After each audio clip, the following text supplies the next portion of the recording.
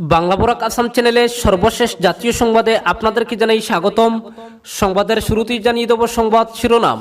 বিক্ষুব্ধ নেতাদের সঙ্গে বৈঠকের পরেই 4 রাজ্যের সংগঠনের রদবদল কংগ্রেসের। গেরুয়া শিবিরকে মুখ্যম জবাব, বিজেপি ছেড়ে তৃণমূলে সৌমিত্র খায়ের স্ত্রী সুজাতা। পশ্চিমবঙ্গ দখল করতে কোমর বেঁধে মাঠে নামছে বিজেপি। প্রতি মাসে বাংলায় এসে 7 দিন করে থাকবেন অমিত শাহ, জানালেন দিলীপ ঘোষ। ফের মুখ পুড়ল পাকিস্তানের, যার লাইসেন্স নিয়ে বিমান উড়ানোয় 50 পাইলটকে কড়া শাস্তি। দিল্লির অভিজাত এলাকায় নাবালিকা পরিচারিকাকে গণধর্ষণ কিশোরসহ 4 জনের। আমার ছেলে চুর নয়, সবই মিথ্যে গুজব, বললেন পিটিয়ে হত্যার শিকার আলমগীরের মা। মন্ত্রিসভার সুপারিশে নেপালের সংসদ ভেঙে দিলেন রাষ্ট্রপতি বিদ্যাদেবী ভান্ডারী, নির্বাচন আগামী বছর। এবং সর্বশেষ জানিয়ে দেব, বিজেপির আসন 2 অঙ্ক ছাড়ালে আমি কাজ ছেড়ে দেব, বাংলার ভোট নিয়ে মুখ খুলেই বিস্ফোরক প্রশান্ত কিশোর। দর্শক, শুনছিলেন সংবাদ শিরোনাম, এখন শুনুন সংবাদের বিস্তারিত। বিক্ষুব্ধ নেতাদের সঙ্গে বৈঠকের পরই দেশের 4 সবচেয়ে বড় রাজ্যের রদবদল প্রক্রিয়া শুরু করে দিল কংগ্রেস হাইকমান্ড। এই 4 রাজ্য হল তেলেঙ্গানা, গুজরাট, মধ্যপ্রদেশ ও মহারাষ্ট্র। ইতিমধ্যেই তেলেঙ্গানার কংগ্রেস সভাপতি উত্তম কুমার রেড্ডি পদত্যাগ করেছেন হায়দ্রাবাদ পুরসভার খারাপ ফলের দায় নিয়ে। এছাড়াও গুজরাট কংগ্রেসের সভাপতি অমিত চাবদাও সেখানকার খারাপ ফলের জন্য দায়ভার নিয়ে পদ থেকে সরে গিয়েছেন। মহারাষ্ট্রের কংগ্রেস সভাপতি বালাসাহেব তুরাটকে মহারাষ্ট্র বিধানসভার কংগ্রেস নেতা হিসাবে মনোনীত করা হয়েছে। এছাড়াও আসাম ও কেরল কংগ্রেসের সংগঠনকে শক্তিশালী করতে 3 নেতাকে সেখানকার অতিরিক্ত দায়িত্ব দেওয়া হয়েছে, যাতে তারা দায়িত্বপ্রাপ্ত নেতাদের আরও সহায়তা করতে পারেন। সূত্রের খবর, গতকাল 10 জনপথে একগুচ্ছ বিক্ষুব্ধ নেতার সঙ্গে বৈঠকে বসেন সোনিয়া গান্ধী, প্রিয়াঙ্কা গান্ধী ও রাহুল গান্ধী। সেখানে সকলেই রাহুল গান্ধীকে ফের কংগ্রেসের দায়িত্ব নেওয়ার জন্য অনুরোধ করেন। অপরদিকে প্রতি মাসে বাংলায় এসে 7 দিন করে থাকবেন স্বরাষ্ট্রমন্ত্রী অমিত শাহ, জানালেন দিলীপ ঘোষ। 2 দিনের পশ্চিমবঙ্গ সফরে এসেছেন কেন্দ্রীয় স্বরাষ্ট্রমন্ত্রী ও বিজেপির সিনিয়র নেতা অমিত শাহ। আগামী বছর থেকে প্রতি মাসে বাংলায় আসবেন অমিত শাহ, থাকবেন অন্তত 1 সপ্তাহ করে, এমনটাই জানালেন বিজেপি রাজ্য সভাপতি দিলীপ ঘোষ। অমিত শাহের আগামী দিনে রাজ্য সফরের প্রসঙ্গে এদিন দিলীপ বলেছেন, 2021 থেকে অমিত শাহ বাংলায় আরও বেশি করে আসবেন। এখন উনি 2 দিনের জন্য থাকছেন, এরপর মাসে 7 দিন করেও থাকবেন। দিলীপ আগেই জানিয়েছেন যে বিজেপির সভাপতি জেপি নাড্ডা বিধানসভা নির্বাচনের আগে পর্যন্ত প্রতি মাসে 1 বার করে বাংলা সফরে আসবেন। অমিত শাহের সঙ্গে বৈঠকের প্রসঙ্গে দিলীপ বলছেন, বিধানসভা নির্বাচনের প্রস্তুতি ও দলের ভবিষ্যতের কাজ নিয়ে কথা হয়েছে। তিনি এও জানিয়েছেন যে রাজ্যে বিজেপির নেতারা এখনো পর্যন্ত কী কাজ করেছেন তারও মূল্যায়ন করা হয়েছে। জানা গিয়েছে, জানুয়ারিতে ফের 3 দিনের সফরে রাজ্যে আসতে পারেন অমিত শাহ এবং নাড্ডা। বিধানসভা নির্বাচনে 1 ইঞ্চি জমি ছাড়তে নারাজ মোদি ব্রিগেড, একথা দিনের আলোর মতোই পরিষ্কার। অপরদিকে আমার ছেলে চুর নয়, সবই মিথ্যে গুজব, বললেন পিটিয়ে হত্যার শিকার আলমগীরের মা। গত বুধবার পাটনার ফুলওয়ারি শরীফে গরু চুর সন্দেহে 32 বছর বয়সী মোহাম্মদ আলমগীরকে পিটিয়ে হত্যা করে একদল মানুষ। অভিযোগ, গোরক্ষকরাই বিদ্বেষবশত তাকে হত্যা করে। যদিও পুলিশ জানায় গরু চুর সন্দেহে তাকে হত্যা করা হয়েছে, তবে এই দাবি মানতে নারাজ নিহতের পরিবার। ছেলেকে হারিয়ে শোকার্ত মা নূরজাহান বলেন, আমার ছেলে চুর নয়, সবাই মিথ্যে গুজব ছড়াচ্ছে, তারা আমার সন্তানকে হত্যা করেছে। স্থানীয় সংবাদ মাধ্যম জানায়, আলমগীরকে কুটির সঙ্গে বেঁধে 3 ঘন্টা অব্যাহতভাবে মারধর করে উগ্রবাদীরা, তারপর তাকে ছেড়ে দেওয়া হয়। গুরুতর আহত আলমগীর এদিন বিকেলে হাসপাতালে চিকিৎসাধীন অবস্থায় মারা যান। 2 কন্যা সন্তান এবং স্ত্রী রেখে গেছেন আলমগীর। নূরজাহান বলেন, একমাত্র উপার্জন কম আলমগীর পরিবার চালানোর জন্য লড়াই করে যাচ্ছিল, তাকে হত্যা করায় এখন চারদিকে অন্ধকার দেখছি। আলমগীর হত্যায় জড়িতদের দৃষ্টান্তমূলক শাস্তি নিশ্চিত করার জন্য সুষ্ঠু তদন্তের দাবি জানান মা নূরজাহান। স্থানীয় সংবাদ মাধ্যমকে প্রতিবেশী তৌহিদ আলম বলেন, বুধবার সন্ধ্যায় আলমগীরের শেষ নিঃশ্বাস ত্যাগের মধ্যে দিয়ে পরিবারের সব আশা স্বপ্ন চুরমার হয়ে গিয়েছে। সে চুর নয়, গরিব মুসলিম পরিবারটিকে নিয়ে হত্যাকারীরা মিথ্যে গুজব ছড়াচ্ছে। অন্যদিকে নূরজাহানের করা মামলায় অভিযুক্ত 6 জনকে গ্রেফতার করেছে পুলিশ। বিহারে গরুচুর সন্দেহে হত্যায় অল ইন্ডিয়া মজলিসে ইত্তেহাদুল মুসলিমিন বা AIMIM এর প্রধান আসাদুদ্দিন ওয়াইসি বলেন, কোনো মুসলমানকে হত্যার পর তাৎক্ষণিকভাবে একটি গল্প সাজানো হয় যে তারা সন্দেহের কারণে হত্যা করেছে। সন্দেহের কথা বলে তারা কাপুরুষিত নির্যাতন, মানুষ হত্যাকে ন্যায্যতা দিতে চায়। অপরদিকে গেরুয়া শিবিরকে মুখ্যম জবাব, বিজেপি ছেড়ে তৃণমূলে সৌমিত্র খায়ের স্ত্রী সুজাতা। এবার প্রত্যাঘাত তৃণমূলের, গেরুয়া শিবিরকে মুখ্যম জবাব ঘাসফুলের। তৃণমূলে যোগ দিলেন বিজেপি সাংসদ তথা রাজ্য বিজেপি যুব মোর্চার সভাপতি সৌমিত্র খায়ের স্ত্রী সুজাতা মণ্ডল। বিজেপি তৃণমূল নেতাদের মুখ্যমন্ত্রিত্ব, উপমুখ্যমন্ত্রিত্বের লোভ দেখিয়ে দলে টানছে।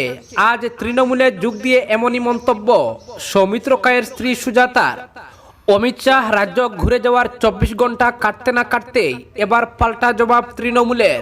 বিষ্ণুপুর লোকসভা কেন্দ্রের বিজেপি সাংসদ সৌমিত্র খায়ের স্ত্রী সুজাতা মণ্ডল এবার যোগ দিলেন তৃণমূলে। দল বদল করেই বিজেপির বিরুদ্ধে তীব্র বিষেধাগার করেছেন তিনি। অপরদিকে দিল্লির অভিজাত এলাকায় নাবালিকা পরিচারিকাকে গণধর্ষণ, কিশোরসহ 4 জনের ফের গণধর্ষণের শিকার এক নাবালিকা। দিল্লির এক অভিজাত এলাকায় পরিচারিকার কাজ করত সে। শনিবার এক কিশোরসহ 4 জন তাকে ধর্ষণ করেছে বলে অভিযোগ। এই ঘটনায় 4 অভিযুক্তকেই গ্রেফতার করে নিজেদের হেফাজতে নিয়েছে পুলিশ। ঘটনাটি ঘটেছে দক্ষিণ দিল্লির গ্রেটার কৈলাস এক এলাকায়।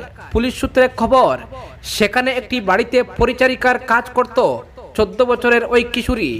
সেই বাড়িতেই কাজ করত ওই কিশোরও। সেখানেই কিশোরীর সঙ্গে তার আলাপ, দুজনের বন্ধুত্ব হয়। 1 মাস আগে সেই বাড়িতে কাজ ছেড়ে দেয় ওই কিশোর। পুলিশ জানিয়েছে অন্য একটি বাড়িতে কাজ পায় ওই কিশোর। তারপর সে একদিন নাবালিকাকে সেখানে ডেকে পাঠায়। গত শনিবার নাবালিকা সেখানে যায়, তাকে নিজের ঘরে নিয়ে যায় কিশোর। সেখানে আগে থেকে আরো 3 জন উপস্থিত ছিল। তারপরে 4 জন মিলে তাকে ধর্ষণ করে বলে অভিযোগ। রবিবার পুলিশে অভিযোগ দায়ের করে ওই কিশোরী। অভিযোগ পেয়ে 4 জনকেই গ্রেফতার করেছে পুলিশ। তারা জানিয়েছে কিশোরের বয়স 17 বছর, বাকি 3 জনের বয়স যথাক্রমে 18 বছর, 20 বছর ও 30 বছর। 4 জনের বিরুদ্ধে পক্সো ধারায় মামলা দায়ের করেছে পুলিশ। নাবালিকার মেডিকেল পরীক্ষা করা হয়েছে। এই ঘটনায় আর কেউ যুক্ত রয়েছে কিনা তা খতিয়ে দেখছে পুলিশ। অক্টোবর মাসে দিল্লি পুলিশ জানায়, গত 1 বছরে দিল্লিতে ধর্ষণের ঘটনা 28% কমে গিয়েছে। 30 সেপ্টেম্বর পর্যন্ত 1 বছরে ধর্ষণের 1241টি অভিযোগ দায়ের হয়েছে। গত বছর এক সময়ে দিল্লিতে মোট 1723টি ধর্ষণের অভিযোগ দায়ের হয়েছিল। ন্যাশনাল ক্রাইম রেকর্ড ব্যুরোর পরিসংখ্যান অনুযায়ী ভারতে প্রতিদিন গড়ে 87টি ধর্ষণের অভিযোগ দায়ের হয়। অপরদিকে ফের মুখ পুড়ল পাকিস্তানের। জাল লাইসেন্স নিয়ে বিমান উড়ানোয় 50 পাইলটকে কড়া শাস্তি। পাকিস্তানে জাল লাইসেন্স নিয়ে এতদিন বিমান উড়ানো 50 জন পাইলটের লাইসেন্স অবশেষে বাতিল করা হলো। করাচিতে পাকিস্তান ইন্টারন্যাশনাল এয়ারলাইন্সের বিমান দুর্ঘটনার 7 মাস পর অবশেষে এই পদক্ষেপ নিল পাকিস্তানের সিভিল এভিয়েশন অথরিটি। রবিবার সিএএ এর পক্ষ থেকে জানানো হয়েছে, মোট 860 জন পাইলটের মধ্যে এখনো পর্যন্ত 259 জনের নথি যাচাইয়ের কাজ সম্পন্ন হয়েছে। তাদের মধ্যেই 50 জন পাইলটের লাইসেন্স বাতিল করা হয়েছে। যাদের লাইসেন্স বাতিল হয়েছে তারা পিআইএ ছাড়াও সেদেশের বিভিন্ন বেসরকারি উড়ান সংস্থা ও বিদেশের উড়ান সংস্থারও বিমান চালাতেন বলে জানা গিয়েছে। গত 22 মে করাচিতে বিমানবন্দরের খুব কাছেই লোকালয়ের মধ্যে ভেঙে পড়ে পাকিস্তান ইন্টারন্যাশনাল এয়ারলাইন্সের একটি এয়ারবাস 320 বিমান। দুর্ঘটনায় 2 জন বাদে বাকি সকলেরই মৃত্যু হয়েছিল। এই ঘটনার পর থেকেই পাকিস্তান পাইলটদের জাল লাইসেন্স নিয়ে বিমান চালানোর অভিযোগ উঠে। তদন্তে ধরাও পড়ে কিভাবে দিনের পর দিন পাকিস্তানে বহু পাইলটই জাল লাইসেন্স নিয়ে বিমান চালিয়ে আসছেন। অপরদিকে মন্ত্রিসভার সুপারিশে নেপালের সংসদ ভেঙে দিলেন রাষ্ট্রপতি বিদ্যাদেবী ভান্ডারী। নির্বাচন আগামী বছর। নেপালের সংসদ ভেঙে দিলেন রাষ্ট্রপতি বিদ্যাদেবী ভান্ডারী। মন্ত্রিসভার সুপারিশের পরই সংসদ ভেঙে দেওয়ার সিদ্ধান্ত নেন। গতকাল সকালেই প্রধানমন্ত্রী কেপি শর্মা ওলির নেতৃত্বাধীন মন্ত্রিসভার জরুরি বৈঠকে সংসদ ভেঙে দেওয়ার সিদ্ধান্ত নেওয়া হয়। নেপালের রাষ্ট্রপতির অফিস থেকে এই বিজ্ঞপ্তিতে বলা হয়েছে, নেপালের রাষ্ট্রপতি বিদ্যাদেবী ভান্ডারী সংসদ ভেঙে দেওয়ার মন্ত্রিসভার প্রস্তাবটি অনুমোদন করেছেন। মন্ত্রিপরিষদের সুপারিশের পর নেপালের রাষ্ট্রপতি বিদ্যাদেবী ভান্ডারী ঘোষণা করেছেন যে জাতীয় নির্বাচন আগামী বছরের 30 এপ্রিল থেকে 10 মের মধ্যে অনুষ্ঠিত হবে। নেপালের মন্ত্রী বারসামান পুন বলেছেন, আজ মন্ত্রিসভার সংসদ ভেঙে দেওয়ার জন্য রাষ্ট্রপতির কাছে সুপারিশ করার সিদ্ধান্ত নিয়েছে। প্রধানমন্ত্রীর এই পদক্ষেপ ক্ষমতাসীন নেপাল কমিউনিস্ট পার্টিকে অবাক করে দিয়েছে। তারা বলেছে যে সিদ্ধান্তটি গণতান্ত্রিক নিয়মের বিরুদ্ধে। নেপাল কমিউনিস্ট পার্টির মুখপাত্র নারায়ণ কাজী শ্রেষ্ঠা বলেন, সকালে সমস্ত মন্ত্রীরা মন্ত্রিসভার বৈঠকে উপস্থিত না হওয়ায় তাড়াহুড়োয় এই সিদ্ধান্ত নেওয়া হয়েছে। এটি গণতান্ত্রিক রাজনীতির বিরোধী এবং দেশকে পিছনে নিয়ে যাবে। এটি কার্যকর করা যায় না। অপরদিকে বিজেপির আসন 2 অঙ্ক ছাড়ালে আমি কাজ ছেড়ে দেব। বাংলার ভোট নিয়ে মুখ খুলে বিস্ফোরক পিকে। এবার বিজেপিকে খোলা চ্যালেঞ্জ ছুড়ে দিলেন তৃণমূলের ভোট কৌশলী প্রশান্ত কিশোর। অমিত শাহ 2 দিনের বঙ্গ সফর সেরে তৃণমূল সরকারকে উৎখাত নিয়ে আত্মবিশ্বাসে ভরপুর হয়ে ফেরার পরই আজ সকালে টুইটে চ্যালেঞ্জ জানালেন প্রশান্ত কিশোর।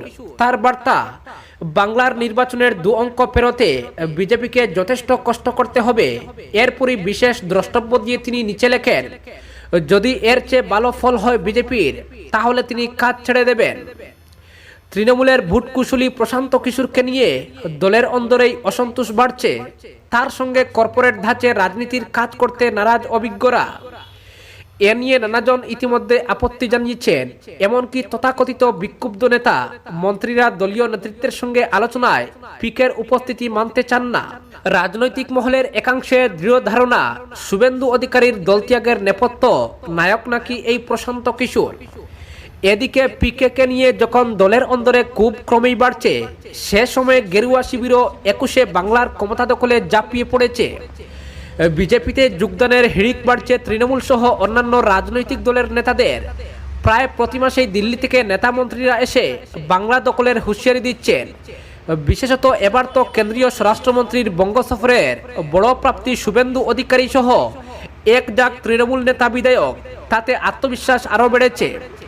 অমিত শাহ বলে দিয়েছেন, বঙ্গ বিজেপির সদস্য বাংলার কোনো ভূমিপুত্রই হবেন পরবর্তী মুখ্যমন্ত্রী। বিজেপির এই লাগাতার প্রচারের বিরোধিতায় দলের এক জাক নেতাকে আগেই নামিয়েছেন মুখ্যমন্ত্রী তথা তৃণমূল নেত্রী মমতা বন্দ্যোপাধ্যায়। কখনো সুব্রত মুখোপাধ্যায়, কখনো সুব্রত বক্সি, কখনো ব্রাত্য বসুদের তৃণমূল ভবন থেকে সুর চড়িয়েছেন বিজেপি বিরোধিতায়।